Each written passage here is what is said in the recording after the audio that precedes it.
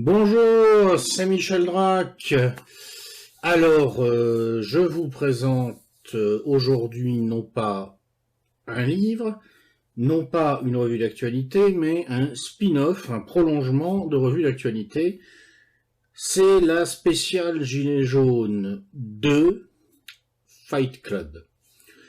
Pourquoi Fight Club? Parce que je trouve qu'on vit un moment où ça peut être intéressant de revoir un film passé dans les années 90 et qui s'intitulait Fight Club, justement, ça tombe bien, et qui racontait l'histoire de types entre 25 et 40 ans, pas vraiment à l'aise dans leur vie, et qui se mettaient à monter un club de boxe clandestin, qui ensuite mutait pour devenir un projet de destruction d'une société qu'ils détestaient parce qu'elle ne leur proposait aucune porte de sortie après les avoir enfermés dans une situation extrêmement désagréable. Et ma foi, je redoute un petit peu que ce soit le syndrome qui nous menace aujourd'hui. On va essayer de faire le point et de voir si on peut éviter d'aller jusqu'à la généralisation du projet Chaos. Alors, ce que nous vivons en ce moment très clairement, c'est une situation bloquée entre une population déboussolée, un pouvoir autiste et un mouvement protéiforme en mutation constante, mais qui ne parvient pas vraiment à déboucher. 6 semaines après la vidéo que j'avais faite en décembre sur cette histoire de gilets jaunes, je vous propose de faire le point sur l'évolution de la population, sur l'évolution du pouvoir et sur l'évolution de ce mouvement. Mais avant d'aller plus loin, rendons hommage à l'autre postérisé du mois. Lors de la vidéo précédente, j'avais présenté M. Bachar el-Assad, possible vainqueur de la guerre de Syrie. Eh bien, signalons le vainqueur de la guerre de Paris, le lanceur LBD 40, à qui nous devons les blessures parfois très graves, allant jusqu'à la mutilation d'un grand nombre de citoyens français, victimes d'une répression policière comme on n'en avait pas vu depuis très très longtemps en France et plus généralement en Europe occidentale. Alors commençons par la population. Très clairement, la population française aujourd'hui est complètement déboussolée. Elle oscille entre deux attitudes, le déni et la colère. Le déni de plusieurs choses, en fait ça dépend du segment de la population dont on parle, et la colère contre plusieurs choses, là encore ça dépend du segment de la population dont on parle. Mais dans tous les cas, ce qui est frappant, c'est qu'on est dans l'émotionnel, on est dans l'irrationnel, et on ne voit absolument pas surgir de solutions, ni même de recherche collective réelle et sérieuse de résolution des vrais problèmes. On a d'un côté Emmanuel Macron, qui a été élu dans le cadre de ce que l'on pourrait appeler une hallucination collective de la France d'en haut, hallucination qui est en train de prendre fin avec pertes et fracas. Et puis de l'autre côté, on a le mouvement des Gilets jaunes, mouvement qui a donné lieu à une insurrection tout à fait réelle, mais insurrection elle-même qui ne pouvait absolument pas déboucher sur une révolution. On observe qu'un certain nombre de personnes proches de ce mouvement ou intégrées dans ce mouvement ont présenté cette démarche comme révolutionnaire. Je suis désolé, mais là, ce que l'on a, c'est une hallucination de la France d'en bas. L'insurrection est une réalité, mais pas la révolution. Pour que la révolution devienne une réalité, il faut d'abord que l'insurrection réussisse, et pour l'instant la masse critique n'est pas atteinte pour que l'insurrection réussisse, et d'autre part, quand bien même l'insurrection réussirait, elle ne déboucherait sur un mouvement révolutionnaire que si une classe sociale ascendante venait se saisir de l'insurrection populaire pour remplacer la classe sociale dirigeante expulsée par l'insurrection. Pour l'instant, nous ne voyons pas cette classe sociale ascendante se constituer. Nous sommes dans une situation d'impasse totale. Et c'est ce qui explique que les débats auxquels on assiste en France actuellement soient généralement sans intérêt. Ça concerne bien sûr le soi-disant grand débat d'Emmanuel Macron, mais au-delà, il n'y a pas que Macron qui est en cause, c'est une situation d'impasse collective. le mouvement En Marche est clairement rejeté par la majorité de la population. De sondage en sondage, on a confirmation que à peu près 75 à 80% des Français considèrent que la réponse que le gouvernement apporte au mouvement des Gilets jaunes n'est pas adaptée à la gravité de la situation. On constate aussi qu'une proportion un peu plus faible des Français affirme avoir de la sympathie pour le mouvement des Gilets jaunes, environ 70%. Entre 60 et 65% à peu près de la population déclarent aujourd'hui ne pas du tout être convaincus par le discours, par la personne d'Emmanuel Macron, d'une manière générale. Alors c'est une situation qui soulève forcément une interrogation sur la légitimité politique du président. On se souvient que en 1969, quand il avait été désavoué par référendum, le général de Gaulle en avait tiré des conclusions et il s'était retiré. Le fait d'avoir été élu ne confère pas, sous la Ve République, une légitimité politique permanente. Ce qui sauve pour l'instant Emmanuel Macron, c'est que certes, il y a une coalition latente très majoritaire contre lui, mais cette coalition reste latente car ses adversaires ne peuvent pas s'unir. C'est déjà la dynamique qui lui avait permis d'être élu et qui lui avait permis d'avoir une Assemblée nationale où son parti est majoritaire alors que ce parti n'a jamais représenté plus de, disons, un quart au mieux de la population en réalité. En face, pour autant, on ne peut pas du tout dire que les Gilets jaunes soient majoritaires. Il ne faut pas se fier aux chiffres communiqués par les autorités, il est évident qu'ils sont minorés. On peut se faire une idée approximative de la participation aux événements des Gilets jaunes sur la base des déclarations des syndicalistes policiers. Il semble qu'on puisse multiplier par 4 à peu près les chiffres officiels, ce qui voudrait dire que lors de l'événement le plus suivi, le 17 novembre, il y avait à peu près 1 million de participants en réalité. Il faut rajouter à cela des personnes qui sont des gilets jaunes occasionnels, qui ont participé à un acte et pas aux autres, ou des personnes qui, sans participer directement, ont soutenu, logistiquement en particulier, certains des participants. Sur la base des réseaux sociaux, on évalue à environ 2,5 millions de personnes le nombre de gens qui ont directement ou indirectement contribué à l'organisation du mouvement. Alors c'est très important, c'est un mouvement de masse, mais ça n'est pas du tout un mouvement majoritaire.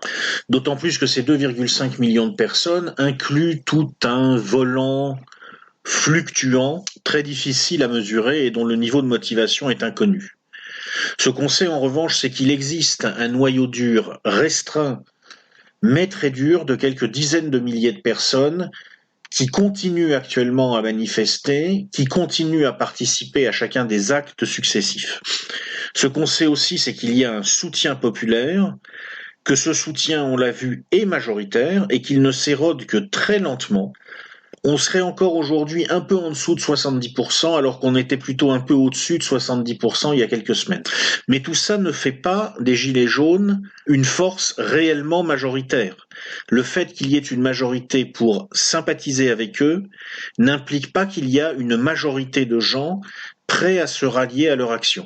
Fondamentalement, les Gilets jaunes, en fait, en tant que tels, sont minoritaires. Alors je ne voudrais pas qu'on pense que je cherche à diminuer la légitimité des Gilets jaunes à manifester. Quand on est 2 500 000, on a tout à fait le droit de manifester. D'autant plus que si les Gilets jaunes sont en fait très minoritaires, je pense que les marcheurs vraiment actifs sont encore plus minoritaires. On a des sondages qui montrent qu'il existe effectivement 25% des gens à peu près qui se rallient en quelque sorte au panache d'Emmanuel Macron et d'Édouard Philippe. Mais tout ça, c'est pour l'essentiel ce qu'on pourrait appeler le parti de l'ordre libéral, c'est-à-dire ce sont des gens qui se rallient surtout à la défense de l'existant parce qu'ils ont peur de perdre ce qu'ils ont, parce qu'ils ont peur d'une période de chaos. Quant au véritable soutien actif du pouvoir d'Emmanuel Macron, alors je pense qu'on est beaucoup plus bas, on est très loin de ces 25%. En théorie, on avait annoncé fin décembre qu'une marche de soutien à Emmanuel Macron serait organisée à Paris. Il était d'abord prévu qu'elle ait lieu le 20 janvier, puis elle a été reportée au 27 janvier. On va voir si elle a lieu, on va voir combien de monde il y aura. En tout cas, pour l'instant, on n'en entend pas beaucoup parler. En juin 1968, pour siffler la fin de la récréation, les gaullistes avaient organisé une grande manifestation à Paris qui avait réuni, je crois, 1 million de personnes. On va voir combien de personnes les macronistes peuvent réunir. Si on en juge, en tout cas, par la fréquentation des réseaux sociaux anti-gilets jaunes, les pages des foulards rouges, le hashtag balance ton gilet, on est sur un chiffre sensiblement plus bas que sur les réseaux sociaux des gilets jaunes. Quelques milliers de personnes, quelques dizaines de milliers tout au plus. Donc on a un petit peu l'impression finalement d'assister au clash entre deux minorités très minoritaires, dont une est jugée plus sympathique que l'autre par le gros de la population, mais qui restent malgré tout deux toutes petites minorités, et ce qui soulève la question de savoir où est le gros de la population. Si on n'a que quelques centaines de milliers de gilets jaunes déterminés et quelques centaines de milliers de macronistes déterminés en tout, et encore je compte très large s'agissant des macronistes à mon avis, où sont les dizaines de millions de personnes qui font le reste de la population du pays? Eh bien, en fait, la population, elle oscille aujourd'hui entre les diverses stades du mécanisme qui conduisent un être jusqu'à l'acceptation d'une grande perte. Les gens qui ont étudié les mécanismes psychologiques du deuil, aussi d'ailleurs les mécanismes psychologiques qui font qu'un individu va accepter le fait qu'il va mourir, sont arrivés à la conclusion qu'en général, il y a 5 phases. La première, c'est le déni, on refuse la réalité. La deuxième, c'est la colère, on est en colère contre la réalité. La troisième, c'est une tentative un peu infantile, mais bien compréhensible, de négociation avec la réalité. Bon, je vais t'accepter, mais en échange, tu vas un peu évoluer. La quatrième phase, quand on comprend qu'il n'y a rien à négocier, c'est la dépression. Et après arrive la 5e phase, l'acceptation, à partir de laquelle on peut reconstruire quelque chose. Et en ce moment, la population française oscille sur différents sujets entre ces 4 phases, essentiellement les 2 premières à ce stade, le déni et la colère. Au niveau des classes supérieures et moyennes supérieures, c'est surtout le deuil du grand projet européiste de la mondialisation heureuse, d'où l'auto-hallucination de ces classes supérieures et moyennes supérieures autour d'Emmanuel Macron en 2017. Au niveau de la classe moyenne inférieure et d'une partie des classes populaires, c'est le deuil de l'espérance d'un retour en fait au monde des 30 glorieuses qui fait aujourd'hui rêver tout le monde. Eh ben non, ça n'arrivera pas. Donc là, on a du déni qui s'exprime par exemple avec des logiques du genre on va voter Marine et ça va tout changer, ou on va voter Mélenchon et ça va tout changer, ou alors la colère telle qu'elle s'exprime par exemple avec une partie des Gilets jaunes. Voilà, donc la population, elle est dans tout ça, et elle est en quelque sorte paralysée mentalement, en train de chercher déjà à préparer sa négociation avec la réalité, revenir au déni, exprimer sa colère, et parfois sombrer déjà dans la dépression. Et en fait, la population, elle n'est nulle part. Elle est en catatonie. Alors en face de cette population en quelque sorte en état de choc, on a un pouvoir autiste. Il faut bien dire que ce qui frappe quand on regarde les classes dirigeantes françaises actuellement, c'est qu'elles sont extraordinairement médiocres. Elles sont enfermées manifestement dans un paradigme très restreint et elles considèrent en quelque sorte que le système néolibéral européiste qu'elles sont chargées d'administrer est un horizon indépassable. Il n'y a rien à l'extérieur. Pour les classes dirigeantes françaises actuelles, on ne peut pas penser une rupture protectionniste par rapport au libre-échange, une rupture souverainiste par rapport à l'européisme, ou, horreur suprême, une rupture anti-immigrationniste par rapport à l'immigrationnisme. Au moins, à l'époque où le président de la République s'appelait Nicolas Sarkozy, et encore à l'époque où il s'appelait François Hollande, on avait des gens qui excluaient ces débats, mais dont on sentait bien qu'ils étaient conscients du fait que l'on pouvait soulever ces débats. Cette fois, on a en face de nous des gens qui ne savent tout simplement pas que de tels débats peuvent être soulevés. Pour eux, ce sont des non-sens. Alors sur ce point, je voudrais revenir à la note de lecture que j'ai faite il y a quelques semaines sur le 4e tournant, à l'issue de laquelle je m'étais risqué à une petite analyse générationnelle sur la situation française.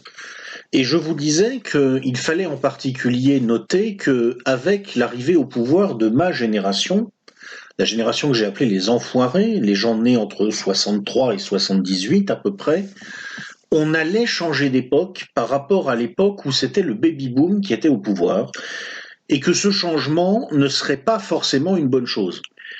La particularité de la génération des enfoirés, génération à laquelle appartient la quasi-totalité du parti En Marche, c'est que ce sont des gens qui sont nés trop tard pour être rentrés dans la vie active avant le tournant libéral de 1982-83 en France, ce qu'on appelait le tournant de la rigueur.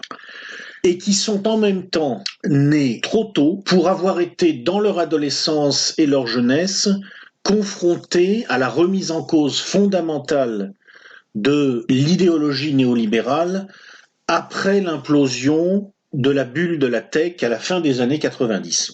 C'est pour cette raison qu'on a une cohorte générationnelle relativement homogène, 63-78 à peu près.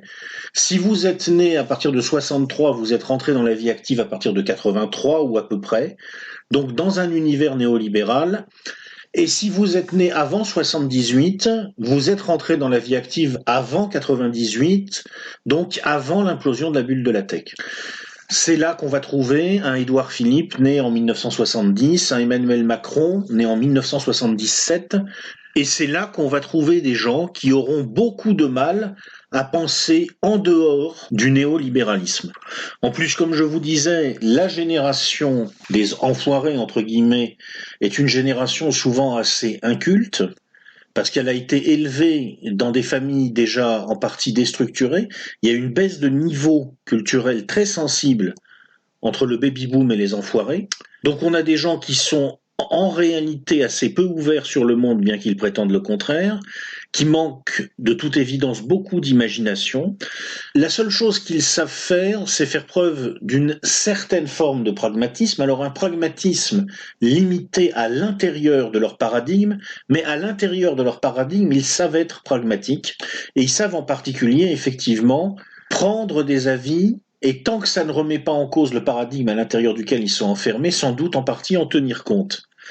Donc, l'aveu d'impuissance que constitue l'organisation par le pouvoir d'un grand débat, qui revient à dire en gros qu'on demande aux Français de résoudre les problèmes parce qu'on n'est pas capable de leur proposer des choses précises, correspond aussi probablement de la part de cette nouvelle génération de dirigeants à la conscience du fait que s'ils doivent trouver leur salut quelque part, ce sera en jouant sur une de leurs rares qualités, leur flexibilité, leur capacité à rester à l'écoute, adaptable, dans les limites de leur paradigme. Mais tout le problème, c'est que naturellement, comme ils sont incapables de dépasser ces limites et qu'en fait il faudrait les dépasser pour que le débat soit réel, eh bien ils ne peuvent organiser qu'un faux débat. Alors dans ces conditions, évidemment, il n'y a pas de changement de cap possible. La seule solution qui reste au pouvoir, en fait, ça va être concrètement de faire payer les demi-pauvres pour essayer de soulager un petit peu les vrais pauvres, de façon à éviter que leur colère n'enfle encore et qu'elle ne devienne ingérable. C'est-à-dire en gros qu'on va essayer probablement dans les années qui viennent de déporter un petit peu de pouvoir d'achat depuis les déciles à peu près du milieu de la stratification des revenus vers les 2 ou 3 déciles du bas. Éventuellement, ça peut aussi correspondre à une augmentation de la pression fiscale sur certaines entreprises, ce qui veut dire que la réaction du gouvernement à la révolte des Gilets jaunes risque à long terme d'accentuer les causes profondes de cette révolte en accentuant le mécanisme d'implosion économique et de désindustrialisation. Pour une fois, je crois qu'on peut suivre en partie le président du MEDEF, une fois n'est pas coutume, monsieur Geoffroy Roux de Bézieux, qui a redouté que les entreprises ne deviennent le bouc émissaire de la révolte fiscale. S'il veut dire par là que les PME risquent à la sortie d'avoir à payer une partie de l'addition, il n'a pas forcément tort. Une autre manifestation de ce mécanisme, c'est que tout en refusant complètement de remettre en cause la suppression de l'impôt de solidarité sur la fortune, Emmanuel Macron a mis en balance le maintien des services publics et le niveau de taxation de la population. Sous-entendu, si vous voulez plus de pouvoir d'achat à travers moins de taxes, vous aurez aussi moins de services publics. Le secrétaire général de la CGT, Philippe Martinez, a estimé en synthèse que ce qui allait se passer, c'était que, je cite, « ceux qui n'ont pas beaucoup vont donner à ceux qui n'ont rien du tout ». Et il parlait en l'occurrence de l'augmentation de la prime d'activité, qui sera probablement payée en partie par les contribuables, mais cette formule peut s'appliquer à peu près à l'ensemble des mesures annoncées par le gouvernement. Je trouve que c'est le groupe Vinci qui a le mieux illustré cette logique lorsque ses dirigeants ont affirmé vouloir faire payer les automobilistes passés gratuitement au péage à l'occasion du mouvement des Gilets jaunes, puis, s'étant fait expliquer que ça n'était pas politiquement une idée judicieuse, ces mêmes dirigeants ont fait observer que malheureusement, dans ces conditions, ils allaient devoir répercuter le manque à gagner sur les tarifs des autoroutes, et que donc, en fin de compte, ce serait bel et bien, pour finir, les automobilistes qui paieraient. L'idée qui est derrière, c'est qu'on ne peut pas réduire les salaires des hauts cadres de Vinci, on ne peut pas réduire la rémunération des actionnaires de Vinci, ça ne se discute pas. Les riches vont continuer à gagner autant, mais comme il faut bien équilibrer les comptes, eh bien ce sont ceux qui ont encore les moyens de se payer l'autoroute qui vont payer, c'est-à-dire la classe moyenne supérieure, probablement aussi une partie de la classe moyenne inférieure, et tous ces gens-là vont payer pour les classes populaires et une autre partie de la classe moyenne inférieure. Dans tous les cas, on a une démocratie réduite au débat, et un débat réduit à la question de savoir comment, sans remettre en cause les intérêts des plus riches, on va répartir la charge entre les pauvres et les demi-pauvres. Alors dans ces conditions, eh bien, ce que le pouvoir est en train de faire, c'est qu'il exacerbe la violence sociale à tous les niveaux. Alors, quelque part, ça dit quelque chose sur la vraie nature du macronisme. On a commencé à subodorer cette nature quand on a vu monsieur Alexandre Benalla apparaître par surprise dans notre actualité. On a pu continuer à cerner un petit peu mieux la vraie nature des réseaux macronistes quand on a découvert que c'était une dame Marchand qui était la conseillère communication du couple Macron, sachant que cette dame Marchand a eu un parcours qui l'a amené à fréquenter de très près le milieu, avec un grand thème. Ce type d'interpénétration, c'est un marqueur des régimes de défense de classe à tout prix. Quand les classes supérieures, quand les personnes très riches commencent à aller chercher leurs conseillers et leurs appuis dans le milieu, il faut s'inquiéter. En fait, il est de plus en plus clair que M. Macron a proposé à la classe politique française, ainsi qu'à la très haute fonction publique, ainsi qu'au big business français, une sorte de fusion gauche-droite pour garantir la permanence d'un certain nombre d'avantages de classe. Et donc ce que nous avons avec le macronisme, en fait, c'est un pouvoir de classe fait pour défendre une classe bien précise, les très riches, comme l'a dit d'ailleurs François Hollande, les très riches et personne d'autre. Alors évidemment, c'est très inquiétant parce que le résultat concret, c'est la disparition de la possibilité de l'alternance, puisque Macron a fusionné les deux pans de l'oligarchie française dont l'alternance permettait une certaine respiration au système, il ne reste plus que deux mouvements possibles, soit le renforcement indéfini du pouvoir jusqu'à la dictature, ou alors son éclatement et une phase d'anarchie. Il semble que dans ces conditions, le choix qu'est en train de faire le pouvoir macroniste en pratique, au-delà des grands débats forcément foireux, nous avons vu pourquoi, c'est le renforcement de la violence. Quand on a un président de la République qui devrait normalement être là pour apaiser les tensions, qui se permet de désigner ses opposants comme une foule haineuse, c'est un petit peu ennuyeux. On observe que les réseaux macronistes, d'une manière générale, sont aussi sur cette ligne. Bernard-Henri Lévy s'en est pris en vrac à Jean-Luc Mélenchon, à Nicolas Dupont-Aignan et à Marine Le Pen, coupable à ses yeux de ne pas avoir dénoncé les incidents liés à certains gilets jaunes, et il les a exclus symboliquement de la communauté républicaine, comme si c'était lui qui était là pour dire qui en fait partie ou qui n'en fait pas partie. À cet égard, on doit d'ailleurs remercier Luc Ferry, d'une certaine façon, qui a probablement dit tout haut ce que pas mal de ses petits copains pensent tout bas, quand il a dit mais finalement que les policiers utilisent leurs armes. Alors il a essayé d'atténuer la chose ensuite en disant qu'il parlait des armes non létales, mais enfin c'est tout sauf clair. Il y a chez les bien gagnants, si vous voulez, français actuels, une grande peur. Ils sentent que dans ce mécanisme de fusion des élites, il y a de manière latente un mécanisme de fusion du peuple contre les élites en miroir. Et ils ont peur de cette fusion, donc ils vont jouer la division, et pour ça, ils vont chercher à faire monter le niveau de violence pour déboussoler les gens, pour les dresser les uns contre les autres, et à défaut, pour les terrifier. Donc on est devant un véritable cas d'école de stratégie de la tension.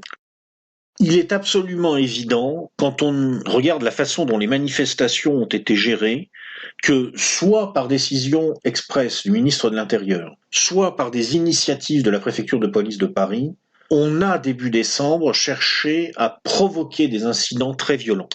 On a cherché à créer une situation où les policiers craindraient pour leur vie en face des manifestants. À cet égard, il faut se souvenir que le discours qui a été tenu aux policiers, c'était « vous devez impérativement protéger les institutions ».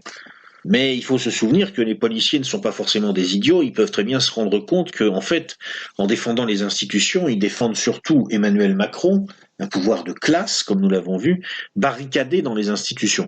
Alors évidemment, à partir du moment où vous avez des casseurs qui sont là pour menacer la vie même des policiers, des excités de toutes sortes qui peuvent devenir extrêmement violents, là vous avez des policiers qui ne risquent plus d'enlever leur casque, comme ils l'ont fait en novembre, à plusieurs reprises, en signe de solidarité avec des manifestants qui n'avaient rien de violent. C'est manifestement pour éviter le scénario de fraternisation entre les forces de l'ordre et la population que le pouvoir macroniste a fait le choix de la stratégie de la tension. Il y est aidé, il est vrai, par certains policiers. On peut penser par exemple au cas de monsieur Didier Andrieux. On a vu aussi que le pouvoir macroniste a lâché des avantages pécuniaires aux policiers. Le pouvoir mise sur la police. Il a peur de la défection de la police, c'est évident. Fin décembre, les policiers ont participé à une grève du zèle. En réponse, l'exécutif a débloqué des moyens pour régler les heures supplémentaires en retard et verser une prime de 300 € aux forces de l'ordre mobilisées contre les gilets jaunes. Alors là, je vais être un petit peu méchant pour les policiers parce que je sais que pour la plupart d'entre eux, ils ne font que leur métier, mais enfin, à un moment, il faut quand même dire les choses. Pour la plupart d'entre eux, ce sont des pauvres qui ont donc été engagés pour taper sur d'autres pauvres, et donc quelque part pour trahir leurs frères de classe, et on leur a donné 300 €. Alors moi, ce que je dis, c'est que jadis, les trahisons, c'était 30 deniers, maintenant c'est 300 €. L'avantage, c'est qu'on connaît le cours du denier. Bon, c'est pas gentil comme formule, mais c'est pas entièrement faux. À cet égard, il faut aussi signaler le travail du journaliste indépendant David Dufresne, qui est un spécialiste de la question du maintien de l'ordre et qui a recensé les dérapages policiers dans le courant du mois de décembre 2018 et début 2019. Il y en a énormément. Il en a notifié 253 au ministère de l'Intérieur.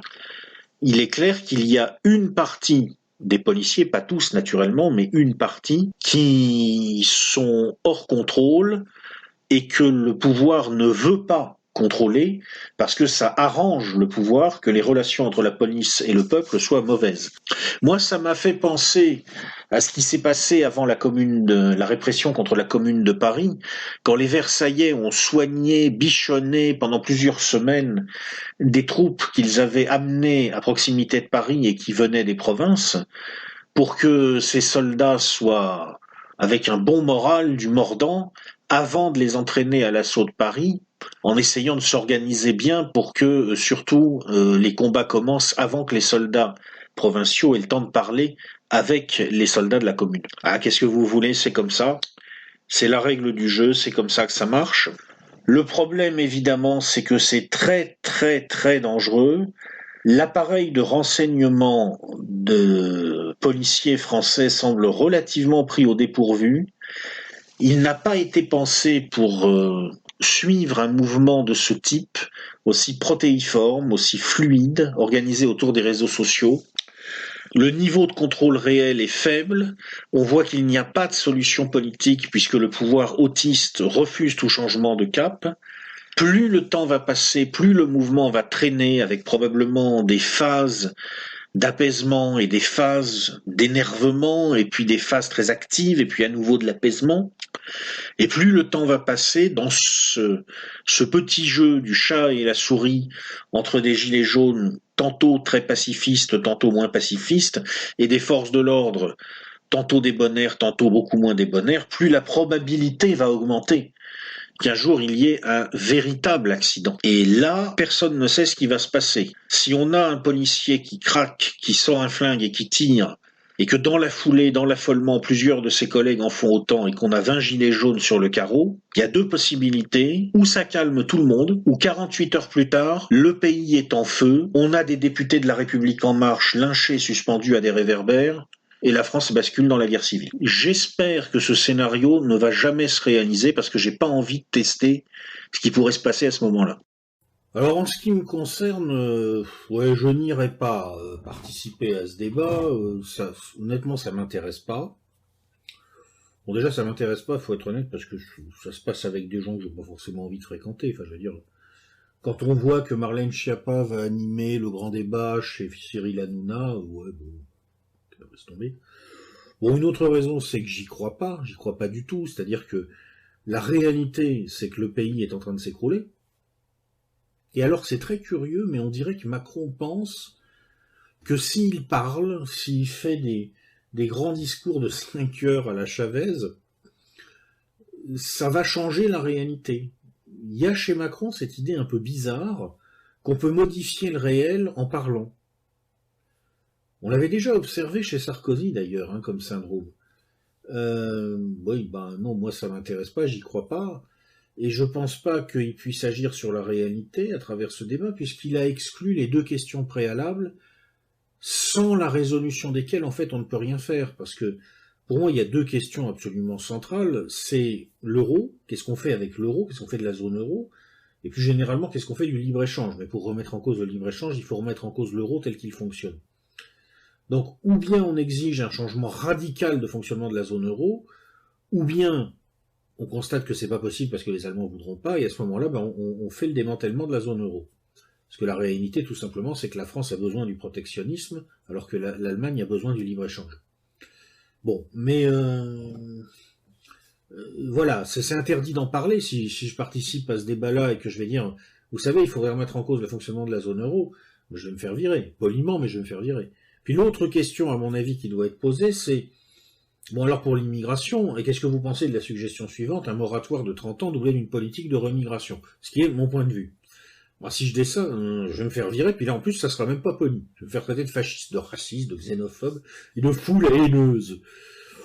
Ouais, donc bon, si tu veux, Emmanuel, quand t'expliques que les gens sont des extrêmes, des feignants, des cyniques, ou je ne sais quoi, et que tu passes ton temps à leur cracher à la gueule, faut pas espérer non plus après qu'ils vont accepter de discuter beaucoup avec toi. Surtout quand en plus il s'avère que ton débat ne peut déboucher sur rien puisque tu as exclu les vraies questions, tu risques pas de donner les vraies réponses. Alors, dans ce contexte, évidemment, il faut s'intéresser au mouvement. On l'a compris, le pouvoir sera beaucoup plus en réaction qu'en action, et la population est en catatonie. Donc, c'est en partie des choix des Gilets jaunes que va dépendre l'avenir de la France et de l'avenir du mouvement des Gilets jaunes et au-delà de la contestation en France. Alors le problème, c'est que ce mouvement est en mutation constante parce que si vous voulez, n'importe qui peut mettre un gilet jaune. Donc par nature, il n'y a pas vraiment d'unité de la volonté, il n'y a pas vraiment d'homogénéité, c'est forcément très hétérogène et ça peut partir un petit peu dans n'importe quelle direction. En novembre 2018, c'était un mouvement spontané contre la pauvreté relative. Au départ, il était surtout question d'une taxe sur le diesel. En décembre 2018, il y a eu un début de violence révolutionnaire qui s'est manifesté, avec des incidents très graves un peu partout et en particulier à Paris. En janvier 2019, ça s'est transformé en mouvement connectif beaucoup plus restreint, quelques dizaines de milliers de personnes, mais aussi beaucoup plus capable de coordination interne, et un mouvement qui a semblé surtout préoccupé de tester les nouvelles méthodes d'action qu'il était en train de mettre en place. Qu'est-ce qu'il faut déduire de tout ça? Eh bien, tout d'abord que les motivations sont complexes et changeantes, que la question du pouvoir d'achat reste centrale, mais qu'elle est reformulée dans des termes visiblement de plus en plus politiques. J'ai l'impression que ce glissement d'une question qui part du ressenti concret des déciles inférieurs de la population vers une exigence politique qui se manifeste principalement sous la forme du cri Macron démission ne correspond pas forcément à une instrumentalisation du mouvement par les groupes qui essayent de le pénétrer. Je crois que c'est en partie spontané. À partir du moment où on apprend que le salaire de Madame Chantal Joanneau, qui devait au départ organiser le grand débat au titre de sa présidence de la Commission nationale du débat public, mais à partir du moment où on apprend que son salaire est de 14 700 €, ce qui paraît une somme très très élevée pour qui voit les choses du point de vue de la classe moyenne française, il ne faut pas s'étonner que, depuis la question du pouvoir d'achat, on glisse vers une question politique de remise en cause des classes supérieures et dirigeantes. On a une situation aujourd'hui en France qui est extrêmement malsaine, avec une sorte de sécession des riches en général, avec deux types de ghettos distincts. Pour les ultra-riches, des ghettos d'élite dont la population ignore le plus souvent jusqu'à l'existence, et pour le bas de la classe supérieure et la classe moyenne supérieure, une situation de sécession qui se met en place essentiellement à travers la concentration dans les cœurs de ville des grandes métropoles. Concrètement, ça veut dire que si vous prenez le cas de Paris, dans les années 80, il y avait à peu près un quart de la population parisienne que l'INSEE classait dans la classe moyenne supérieure, dans ce que l'INSEE appelle les CSP+, et aujourd'hui, on doit avoisiner 50%. Facteur aggravant, cette concentration des CSP+, dans des ghettos de riches, fait que la communication produite par ces classes dirigeantes et supérieures, s'est progressivement détachée des réalités vécues par le reste de la population. Vous avez une population en France qui majoritairement se préoccupe de ses fins de mois, qui vit concrètement les conséquences d'une paupérisation relative. Il y a un indice là-dessus qui est très net, c'est la baisse de la natalité. La France est repassée en dessous du seuil de renouvellement des générations, et très nettement. Et pendant ce temps-là, vous avez des classes supérieures et moyennes supérieures concentrées dans les métropoles qui produisent une idéologie complètement déconnectée du réel vécu par le gros de la population, très tournée sur des questions sociétales dont les gens se foutent à peu près complètement. Ça va vous donner Marlène Schiappa, ça va vous donner le délire de la lutte contre l'homophobie mise à toutes les sauces, ça va vous donner les grands débats de la classe moyenne supérieure entre ce qui reste de l'ancienne bourgeoisie catholique et la nouvelle bourgeoisie sociétalement progressiste du Marais, toutes choses dont on se fout complètement dans la France profonde. Alors je pense qu'à un certain moment, il y a eu aussi un effet de retour de flamme de cette communication gouvernementale déconnectée du réel, parce que ça a fini par énerver les gens, c'est-à-dire que quand vous êtes comme moi, quelqu'un, disons du bas de la classe moyenne supérieure, pour qui financièrement ça va, même s'il n'appartient pas culturellement à ces ghettos de riches et de petits riches qui produisent un discours complètement absurde, bon bah vous rigolez, parce que vous n'avez pas de gros problèmes, donc ça vous embête pas que les médias soient trustés par des gens qui sont là pour porter des faux problèmes, vu que vous n'avez pas de vrais problèmes à faire connaître. Mais quand vous êtes quelqu'un qui est dans la pauvreté relative et que vous avez des vrais problèmes à faire connaître, ou quand vous êtes quelqu'un qui est au contact de la pauvreté absolue, qui est en train de faire un retour en France, un retour pour l'instant encore assez marginal mais réel, à ce moment-là, effectivement, vous prenez très très mal cette captation des médias, cette captation de l'espace public par des gens qui sont là pour formuler des faux problèmes, parce que vous avez des vrais problèmes à faire connaître, encore une fois. Tout ça a créé une sorte de mécanique d'expression explosive des frustrations et des détestations. Ça s'est mêlé à de nombreuses colères catégorielles. Alors là, il y en a pour tous les goûts, hein. Les agriculteurs, les lycéens, les manifestants professionnels, une catégorie qui ne manque pas en France, les enseignants avec l'émergence du mouvement des stylos rouges, les chauffeurs de VTC, les chauffeurs routiers.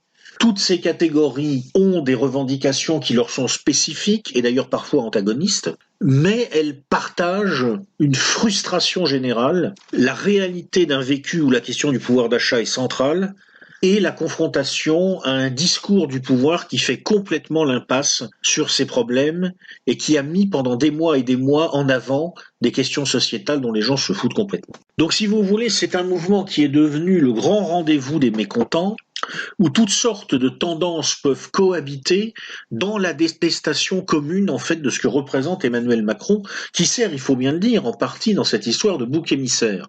Alors je ne suis pas là pour défendre Macron, on l'a compris, je n'en suis pas franchement un fan, mais il faut reconnaître qu'il n'est pas toujours responsable de tous les problèmes. En particulier, il est au pouvoir depuis 18 mois, or les problèmes s'accumulent depuis 50 ans.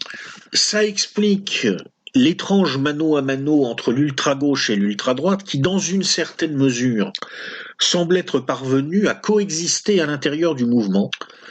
On n'a pas entendu parler d'affrontement entre l'ultra-gauche immigrationniste et l'ultra-droite anti-immigrationniste, qui ont pourtant, si j'ose dire, fait en partie manif commune dans le courant du mois de décembre et en janvier. C'est assez curieux, on dirait qu'il y a eu une sorte d'alliance objective entre tous ceux qui veulent renverser le pouvoir en place pour temporairement se répartir en quelque sorte le travail et pousser dans la même direction.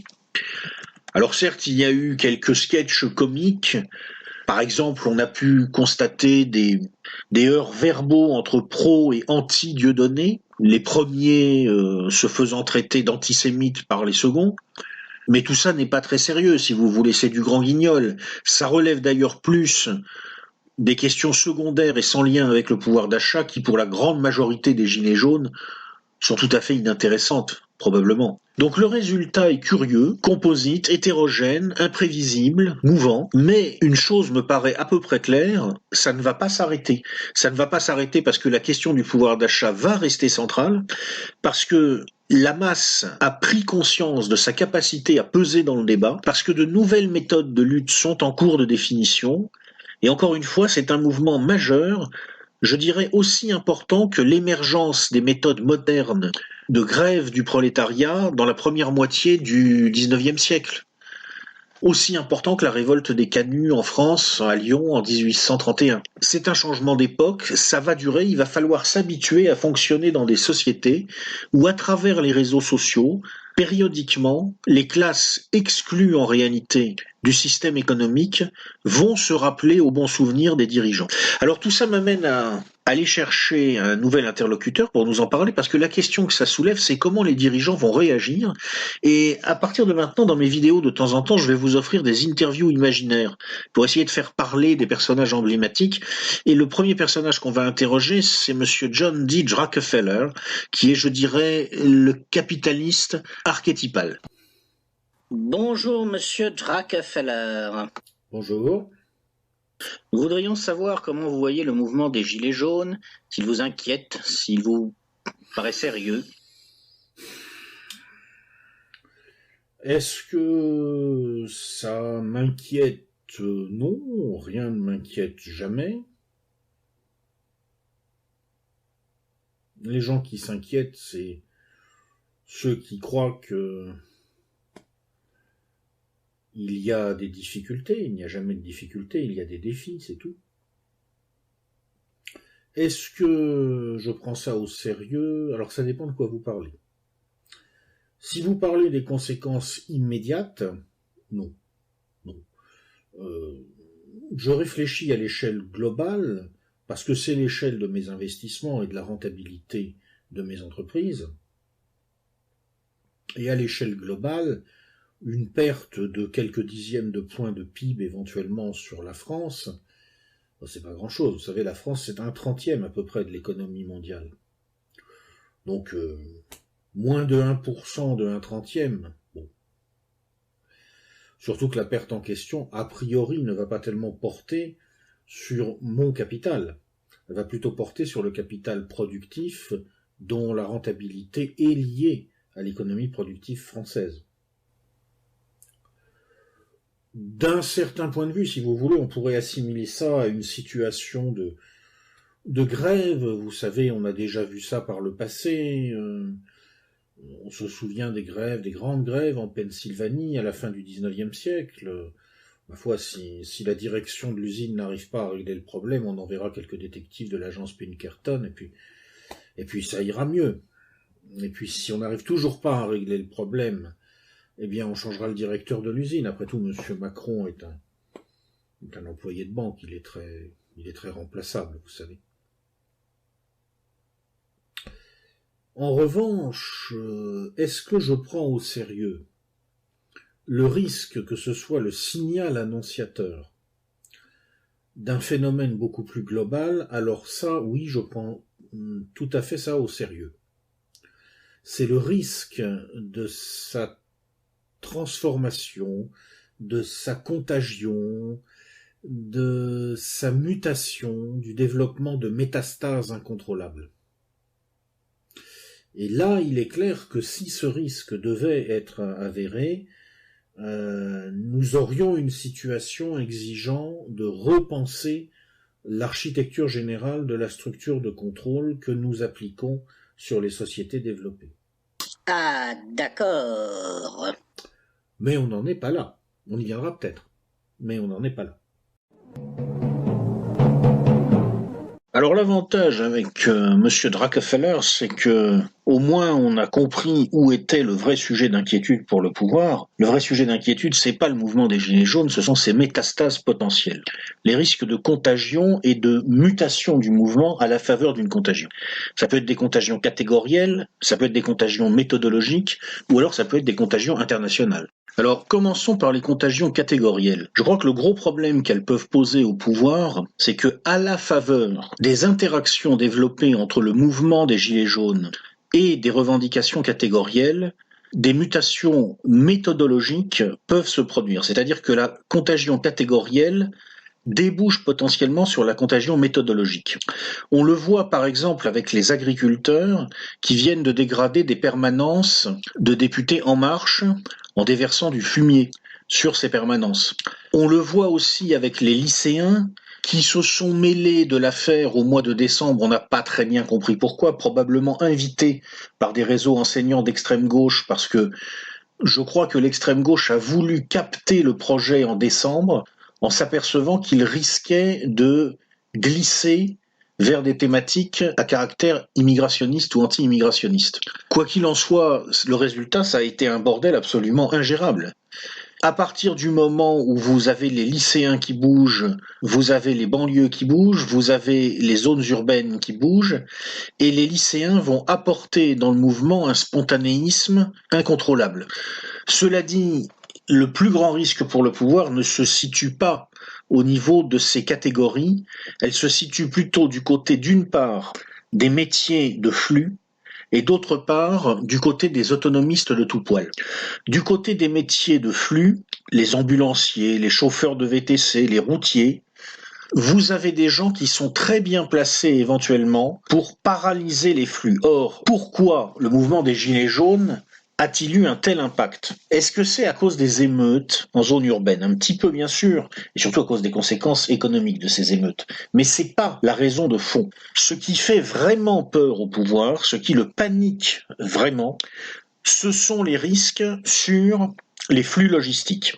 On le voit aux réactions de l'appareil répressif à l'égard des Gilets jaunes qui ont appelé à bloquer les dépôts de carburant, à bloquer les centrales logistiques. Ce qui crée le rapport de force entre les classes dominées et les classes dominantes, c'est toujours la capacité des classes dominées à paralyser l'outil industriel et logistique qui rend possible les profits des classes dominantes. Jadis, comme les prolétaires étaient nécessaires au fonctionnement des usines, il s'agissait surtout de paralyser le process de production. Aujourd'hui, comme le process de production est très largement à l'international ou robotisé, on n'a plus beaucoup de prolétaires indispensables pour produire. Mais les classes dominées peuvent toujours paralyser un process qui est le process de transport, de distribution, de ventilation. Et on voit que Lorsque vous avez des gilets jaunes qui ont commencé à s'attaquer sérieusement au système sous cet angle, là, l'appareil répressif leur est tombé dessus beaucoup plus lourdement, avec des peines de prison ferme pour de simples appels.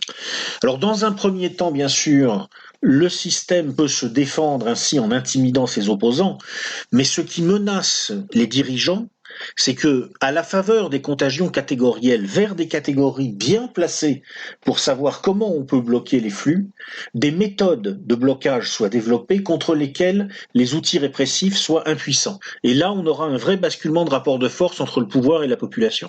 L'autre menace de contagion catégorielle pouvant déboucher sur une contagion méthodologique, ce sont les autonomistes de tout poil. On a par exemple eu dans le sud-ouest une convergence entre les gilets jaunes et certains autonomistes catalans des deux côtés de la frontière d'ailleurs. Là encore, il y a une menace sur les flux avec des blocages localement très puissants et éventuellement des situations de perte de contrôle par l'appareil répressif lui-même devant des zones qui s'autonomiseraient en pratique. Alors c'est un danger moins important que celui posé par les métiers de flux, mais en se combinant aux dangers posés par les métiers de flux, si vous y réfléchissez un petit peu, vous verrez qu'il y a des scénarios extrêmement dévastateurs qui sont possibles. À ces risques de contagion méthodologique à l'occasion de contagion catégorielle, il faut ajouter 3 autres types de risques particuliers. D'abord, il y a le problème du terrorisme. Récemment, en Allemagne, une voie ferrée a été sabotée et on a retrouvé, juste à côté du sabotage, un drapeau de l'État islamique. On ne sait pas qui a fait ça, on ne sait pas pourquoi, on n'est d'ailleurs pas sûr formellement qu'il y ait un lien entre le sabotage et le drapeau de l'État islamique, probablement, mais après tout on ne peut pas en être certain. Ce qui est clair en revanche, c'est que si vous avez un mouvement social d'un type nouveau qui joue sur le blocage des flux, ça risque de donner des idées à des acteurs tout à fait étrangers à cette problématique sociale. Et en particulier, ce qu'on peut redouter, c'est que les djihadistes s'aperçoivent que s'ils veulent faire beaucoup de dégâts, il y a des méthodes beaucoup plus simples que le terrorisme classique, des méthodes qui tournent en particulier autour du sabotage. Et par contre-coup, on peut imaginer que les éléments les plus radicaux d'une contestation sociale se mettent à leur tour à pratiquer du sabotage à grande échelle. Car la version extrême du blocage des flux, si vous voulez, c'est le démontage de quelques rails sur une voie ferrée pour provoquer une catastrophe ferroviaire. C'est le blocage d'un aiguillage au bon moment, au bon endroit, pour provoquer une collision. Un autre risque de contagion tient au fait que, dans certains cas, la simple menace de blocage répercutée sur les réseaux sociaux peut avoir le même effet qu'un blocage effectif.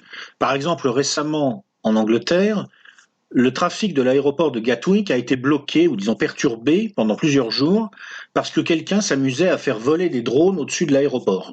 Il paraît que c'est dangereux pour les avions qui décollent et qui atterrissent. Si ce type de manœuvre de perturbation devait se généraliser, la multiplication des appels sur les réseaux sociaux pourrait probablement suffire à dissuader les gens de prendre l'avion quand ils peuvent s'en passer. Et puis le troisième risque de contagion méthodologique concerne une éventuelle interpénétration avec des activités de pure prédation. En Argentine, dans la période qui a suivi la crise monétaire de 99-2000, un certain nombre de groupes se sont mis à dresser des barrages sur les routes pour faire connaître leurs revendications. On les appelait les piqueteros. Au départ, il s'agissait de faire pression pour obtenir des aides de la part du gouvernement, mais si vous voulez, un certain nombre de piqueteros se sont aperçus qu'ils pouvaient aussi monnayer le passage. Parce que le gouvernement n'ayant plus d'argent, ne pouvait pas faire lever les blocages en accordant quelques subventions.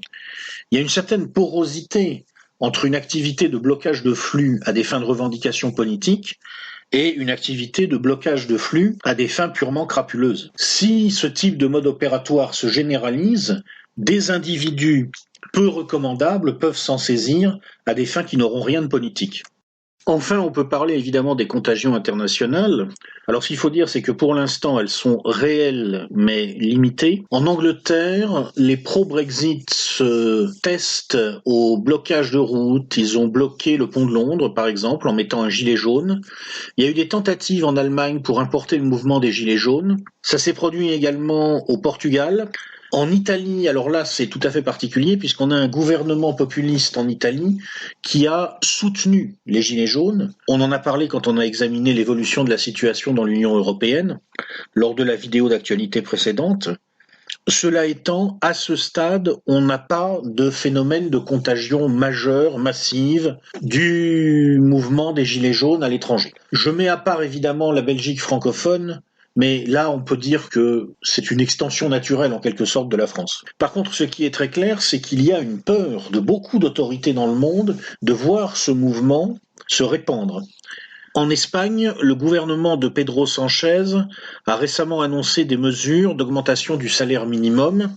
Je pense que ça répond en partie à la crainte de voir le mouvement des Gilets jaunes franchir les Pyrénées.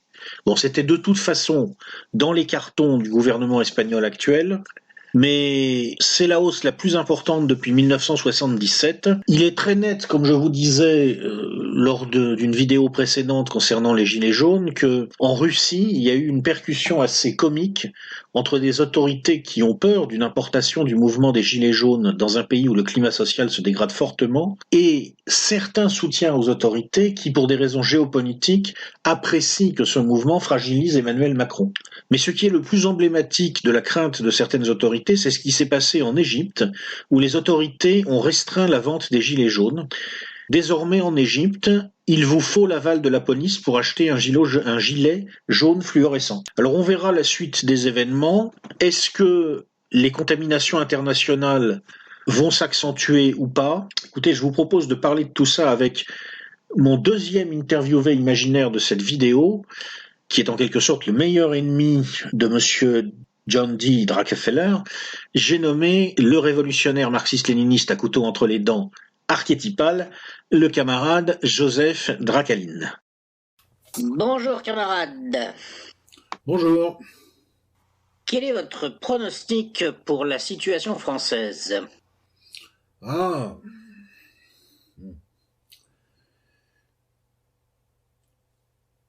Alors écoutez, pour répondre à votre question, je voudrais d'abord vous rappeler que la façon dont vous pouvez vous représenter l'évolution d'un système dépend évidemment de la façon dont vous vous représentez ce système pour commencer. Qu'est-ce qui fait que des idées révolutionnaires apparaissent? Qu'est-ce qui fait qu'elles gagnent les masses? Si vous êtes dans la posture d'un idéaliste, vous croyez que les idées existent en quelque sorte en apesanteur. Ce n'est pas le point de vue d'un matérialiste dialectique. Dans le matérialisme dialectique, les idées naissent des réalités matérielles.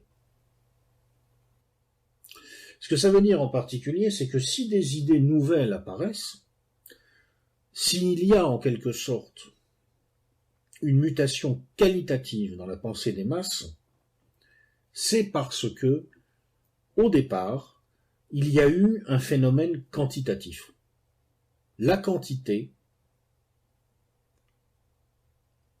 engendre le changement qualitatif lorsqu'un certain seuil est franchi. Cette vision théorique peut être assez facilement traduite de manière pratique pour être compréhensible par les masses. Et c'est ce que je vais faire maintenant. Dans l'histoire, il y a des périodes ordinaires et des périodes extraordinaires. Dans les périodes ordinaires, voyez-vous, les problèmes ont un contexte et les solutions ont des conditions de faisabilité. Lorsque le contexte exclut qu'on puisse réunir les conditions de faisabilité, eh bien les problèmes perdurent et ils s'empilent et ils se renforcent mutuellement. Et puis un moment arrive toujours, et c'est là que un phénomène quantitatif provoque une mutation qualitative, un moment arrive toujours où on ne peut plus se permettre d'empiler les problèmes, parce qu'il y en a trop, ça devient invivable. À ce moment-là, il faut changer de logique. On a toujours le contexte, il empêche toujours de réunir les conditions de faisabilité. Eh bien, on décide que, à partir de maintenant, les problèmes n'ont plus un contexte. Chaque problème a un prénom et un nom. Et on décide que les solutions n'ont plus des conditions de faisabilité, elles ont un calibre. Le calibre de la balle qu'on va mettre dans la nuque du type qui porte le prénom et le nom du problème. Et ce faisant, on modifie le contexte et on rend possible la réunion des conditions de faisabilité des solutions. C'est ce qu'on appelle une révolution. Et c'est un acte de violence, très clairement.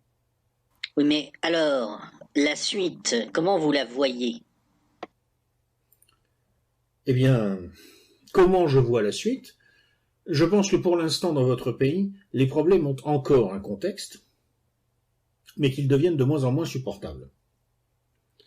À un certain moment, vous passerez des temps ordinaires aux temps extraordinaires, et à ce moment-là, vous commencerez à mettre un nom sur les problèmes et un calibre sur les solutions. Mais alors, un conseil à donner aux révolutionnaires français?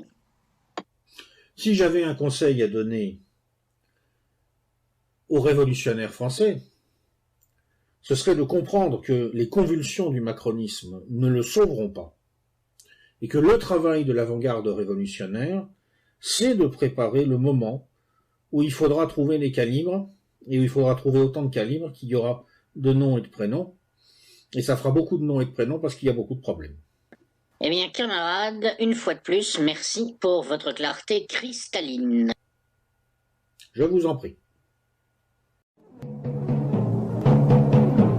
Donc, chers amis, vous l'avez compris, pour moi, nous sommes dans une situation exceptionnelle en devenir. On est en train de basculer, pour parler comme le camarade Dracaline, des temps ordinaires vers les temps extraordinaires. Alors le basculement, bien sûr, ne se fait pas du jour au lendemain, c'est progressif, mais il y a une accélération très nette.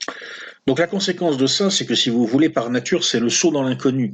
Il y a une mutation des méthodes de lutte, donc nous avons changé d'époque, donc tout ou presque est recomposable. Donc dans ces conditions, c'est très très difficile de faire une prédiction quelconque sur ce qui peut se passer, et même en fait, presque rien n'est prévisible. Cela dit, presque rien n'est prévisible, mais il y a quand même un certain nombre de choses prévisibles. Par exemple, une chose qui était très prévisible, c'était la tentative de récupération des Gilets jaunes par le système politique français. Alors en ce moment, on a par exemple une liste Gilets jaunes aux élections européennes qui serait dans les tuyaux. Donc ça c'est très amusant, cette liste serait conduite par une dame Ingrid Levavasseur, dont Bernard Tapie lui-même avait chanté les louanges lors d'un passage télévisé chez David Pujadas il y a quelques semaines, où il avait expliqué qu'il avait repéré cette dame, etc., qui a été formidable. C'est très amusant aussi parce que vous avez dans cette liste gilet jaune un improbable gilet jaune avec Macron. Il s'agit de monsieur Marc Doyer, un simple directeur commercial de 53 ans, qui se réclamait explicitement du macronisme lors des dernières élections législatives et qui, le 13 décembre 2018 encore, semble-t-il, se déclarait candidat à l'investiture LREM aux européennes. D'une manière générale, il semble qu'une très grande partie des participants à cette opération ont un passé militant, qui au PS, qui à l'UDI, qui donc apparemment à proximité d'En Marche. Donc après les gilets jaunes, eh bien voilà les jaunes tout court. Alors, est-ce que ça peut prendre, est-ce qu'on peut voir émerger un mouvement gilet jaune de ce type? Alors, je pense que ça va quand même être assez compliqué. Ça va être assez compliqué d'abord parce que il va bien falloir articuler un discours politique. Or, comme je vous disais précédemment, si on ne remet pas en cause le fonctionnement de la zone euro, si on ne remet pas en cause la politique immigrationniste, on ne peut pas traiter réellement les questions en France. De fait, si on n'accepte pas ces remises en cause, on bascule du côté du macronisme. Alors est-ce que néanmoins le pouvoir arrivera à fabriquer une sorte d'hallucination réformiste pour la France d'en bas, un peu comme il a fabriqué une hallucination faussement réformiste pour la France d'en haut avec Emmanuel Macron? On ne peut pas l'exclure. Il est vrai que avant les élections présidentielles, moi j'étais convaincu que Macron ne serait pas élu. Ça me paraissait incroyable que les retraités français, qui sont très nombreux à voter, soient assez stupides pour élire un type qui allait littéralement les égorger financièrement. Bon, comme on le sait, je me suis trompé. Alors peut-être que les classes populaires et moyennes inférieures françaises sont assez stupides pour se laisser avoir par la manip de la liste Gilets jaunes jaunes version Bernard Tapie. Mais je suis quand même très très dubitatif, d'autant plus que d'après les enquêtes dont on dispose, la presse institutionnelle est vraiment en plein discrédit. Elle va payer maintenant ce qui s'est passé avec la promotion de Macron et du macronisme en 2017. D'après les études dont on dispose, en particulier celle du quotidien La Croix, le discrédit historique des médias est vraiment très impressionnant. La télévision, en un an, a perdu 10 points de confiance. À peine plus d'un Français sur 3 maintenant fait confiance aux informations que lui donne la télévision. À ce rythme-là, dans un an ou deux, Internet, en termes de crédibilité, risque même de passer devant la télévision, ou plutôt la télévision risque de passer derrière Internet. Alors plus sérieusement, qu'est-ce qui peut sortir de tout ça en termes de recomposition politique ? Pour répondre à cette question, je vous propose de reprendre ma petite ardoise. Vous savez, ma petite ardoise pour cartographier l'espace politique français. On va regarder ce qui se passe en ce moment sur cette ardoise. Alors, si vous vous souvenez de ma petite ardoise, comment était-elle organisée ? J'avais 2 questions clés. L'immigration, stop ou encore. Donc ceux qui sont pour l'immigration, oui, ceux qui sont plutôt contre, non. Et l'euro, stop ou encore. Ceux qui sont plutôt pour, oui, et ceux qui sont plutôt contre, non. Donc ça me faisait 4 cases. La République en marche, immigration oui, euro oui. France insoumise, immigration oui, euro non. Les Républicains, immigration plutôt non, euro plutôt oui. Et le Rassemblement national, immigration non, euro non.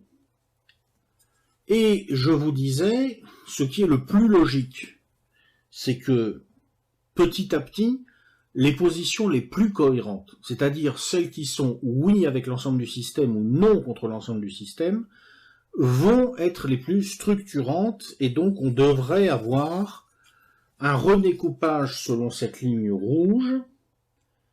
La partie de France Insoumise qui est en quelque sorte plus dans le non à l'euro que dans le oui à l'immigration, basculant du côté du Rassemblement national. Le reste de France Insoumise qui est plutôt plus oui à l'immigration que non à l'euro, basculant vers la République en marche. Et du côté des Républicains, la tendance la plus farouchement anti-immigration et pas franchement très pro-euro basculant du côté RN, et la tendance opposée basculant du côté de la République en marche. Alors là-dessus est venu se greffer donc récemment un phénomène nouveau, qui sont les gilets jaunes. Alors où sont les gilets jaunes ? Je vais essayer de vous les dessiner sur mon ardoise. Logiquement, et en supposant que les gens soient plutôt cohérents, ça ressemble un petit peu à ça. C'est-à-dire, en fait, vous avez, du côté du Rassemblement national, ceux qui sont vraiment beaucoup contre l'euro, et pas de façon trop déterminée contre l'immigration. Et du côté de France Insoumise, vous avez plutôt ceux qui sont radicalement, fortement contre l'euro, mais aussi souvent plutôt pour l'immigration, parce qu'ils viennent de la tendance la plus à gauche. Donc ça fait un truc un petit peu bizarre à mon avis. Alors peut-être je me trompe parce que c'est difficile à cerner, les gilets jaunes, mais disons que dans l'ensemble, ça doit à peu près ressembler à ça. Alors maintenant, sur ce contexte général qui est quand même assez compliqué, arrive un début de recomposition. Donc qu'est-ce qu'on voit ? On voit assez nettement que les Républicains sont en train d'exploser. On a vu Thierry Mariani et la droite populaire basculer du côté du Rassemblement national. Logiquement, ça va se poursuivre, et il y a une fraction de l'électorat républicain, la fraction qui est plus contre l'immigration, si vous voulez, que pour l'euro, qui devrait glisser du côté du Rassemblement national, ça explique les prises de position alambiquées du Rassemblement national, qui essaye de dire que oui, mais il n'est pas tant contre l'euro que ça, même s'il est clair que si l'euro n'est pas compatible avec la souveraineté, il faudra le remettre en cause. Cette espèce de numéro de danse des 7 voiles absolument incompréhensible pour essayer d'hypnotiser un électorat qui a la trouille de la fin de l'euro, alors qu'il est évident que l'euro, en tout cas tel qu'il fonctionne aujourd'hui, n'est pas compatible avec la souveraineté nationale. Donc, enfin, ce sont des précautions sémantiques et des hypothèses qui n'ont pas de sens. C'est vraiment de l'enfumage. Mais c'est logique. Le but du Rassemblement national à ce stade, c'est de favoriser ce mouvement qui amène des personnes, des républicains, à glisser vers lui. Et puis, symétriquement, on voit qu'à l'intérieur des républicains, ceux qui sont nettement plus pour l'euro que contre l'immigration glissent du côté macroniste. Ils ont toute la tendance juppéiste maintenant, suit Alain Juppé et va se rallier à Macron, ce qui était assez logique. Ce qui veut dire que on va se retrouver assez vite probablement avec un bloc La République en marche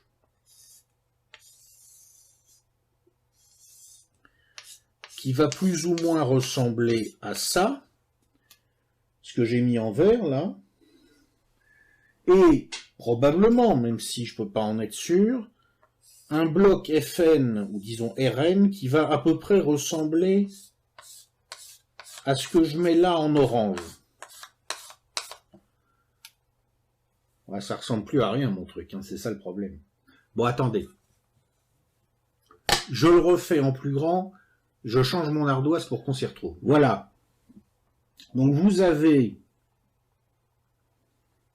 un bloc RN ici, qui est l'ancien électorat de RN, plus un petit bout des Républicains, qui a basculé, et puis un gros bloc La République en marche, qui est là, avec un plus gros bout des Républicains qui potentiellement peut basculer, à mon avis, vers La République en marche, et puis entre les deux, un petit bout, là, que je recouvre de hachures, et qui est le territoire qui risque de rester à Laurent Wauquiez, c'est-à-dire pas grand-chose. Donc on est dans une configuration là, si vous voulez, comme il y a plus de gens au sein des Républicains qui peuvent glisser vers La République en marche que de gens qui peuvent glisser vers le RN, on est dans une configuration où La République en marche accentue son avance sur le Rassemblement national, et où malgré l'érosion probable de l'électorat de cette tendance politique avec le pouvoir, on peut imaginer qu'elle reste la minorité la moins minoritaire en France. Alors évidemment, pour que ce soit vrai, il y a une grosse condition de faisabilité, c'est le devenir de cet électorat qui dit oui à l'immigration mais non à l'euro, c'est-à-dire l'électorat de France Insoumise et tout ce qui tourne autour. Cette petite analyse montre que, en termes de simple arithmétique électorale, il y a toujours un coup à jouer pour La République en marche. Alors vous me direz comment, mais elle est ultra minoritaire, elle ne peut pas rester au pouvoir. Mais, les gars, elle n'a jamais été majoritaire. Elle n'a jamais été majoritaire. Elle n'a jamais pesé beaucoup plus que ce qu'elle pèse aujourd'hui dans le pays. Si Macron parvient à avaler un gros bout des Républicains, et si simultanément il parvient à empêcher la dislocation de France Insoumise et le glissement d'une part importante de cet électorat vers le Rassemblement national, on peut tout à fait imaginer que La République en marche, dans le cadre du mode de scrutin actuel, conserve même la majorité à l'Assemblée nationale en cas de dissolution. Alors ça ne résoudra pas le problème de légitimité politique de fond, parce que ça sera toujours une minorité. Mais le fonctionnement du système électoral français fait que cette minorité va toujours être en situation de garder optiquement la majorité au Parlement. Donc on peut imaginer que Macron, que je soupçonne d'avoir un rapport assez distant avec les réalités objectives en quelque sorte, encore une fois c'est un type qui semble capable de conduire des débats foireux indéfiniment comme s'il pensait que ça permet de contourner le réel. On peut imaginer qu'ils se disent on va continuer comme ça, on va même réussir à continuer à faire passer des trains de réforme. Et dans ces conditions, on peut imaginer d'assister un jour, pourquoi pas, à l'acte 100 des Gilets jaunes pour fêter la dislocation des systèmes de retraite, quoi. Sur le strict plan de l'arithmétique électorale, c'est un calcul que Macron peut faire. Donc, la question qui se pose, c'est, on a deux scénarios possibles. Dans un scénario, il y a un grand moment de tension qui déclenche la remise en cause et la recomposition complète du paysage politique français avec le basculement de cet électorat ou vers le Rassemblement national ou vers autre chose, ou bien il n'y a rien de tel et on est parti pour des années de bordel. Voilà, donc en conclusion, la question qui se pose évidemment, c'est lequel de ces deux scénarios va se réaliser? Est-ce qu'on va avoir une longue période de désordre parce que le pouvoir va se maintenir sans parvenir à résoudre les contradictions engendrées par sa politique? Ou est-ce qu'au contraire, on va avoir la cristallisation soudaine d'une recomposition qui permettra de repartir du bon pied? À mon avis, ce qui va être décisif, c'est le contexte macroéconomique. Marine Le Pen a proposé un plan de sortie de crise récemment qui me paraît assez bien pensé, qui consiste en substance à adopter la proportionnelle pour l'Assemblée nationale, à dissoudre et à avoir ainsi une Assemblée nationale représentative qui a un mandat clair pour refonder en réalité le système français. Si je résume à l'extrême sa position. Je pense que c'est ce qu'il faut faire, mais je pense aussi que, pour toutes les raisons qu'on vient de voir, ce n'est pas ce que les macronistes vont faire. Or, pour l'instant, c'est eux qui ont pris la main. Tant qu'ils la gardent, ça ne se fera pas. Ce qui leur fera perdre la main, à mon avis, c'est la montée du chaos jusqu'au point où les gens qui sont derrière Emmanuel Macron, comprenant qu'on risque d'atteindre le niveau de désordre, n'est-ce pas, où le camarade Dracaline surgit de sa boîte, vont entreprendre le grand aggiornamento dont nous parlait M. John D. Rockefeller précédemment. Et à mon avis, ce qui sera décisif, c'est l'ampleur du retournement cyclique qui vient dans les 2 ans qui viennent. Si c'est un retournement mineur sur le modèle, si vous voulez, de ce qui s'était passé, par exemple, en 2000, ou de ce qui s'était produit en 92-93, avec des récessions, ou disons des pannes de croissance assez violentes, mais sans effondrement majeur et immédiatement perceptible, on est parti pour une période de bordel qui peut durer plusieurs années.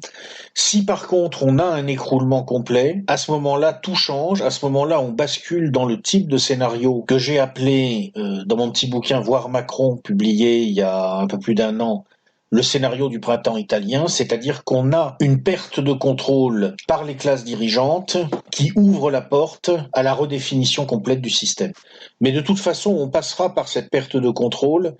Il faudra qu'il y ait un moment de très grande tension avant qu'on reparte du bon pied, si d'ailleurs on repart du bon pied, car on ne peut pas exclure que le moment de tension soit tel qu'il nous entraîne tous dans un chaos encore plus grand. Voilà, j'espère que le camarade Dracaline ne vous aura pas donné trop de cauchemars. En attendant, je vous annonce la prochaine vidéo. Ce sera un spin-off, là encore, de la vidéo d'actu de janvier 2019. Cette fois, ce sera un spin-off sur la liberté d'expression.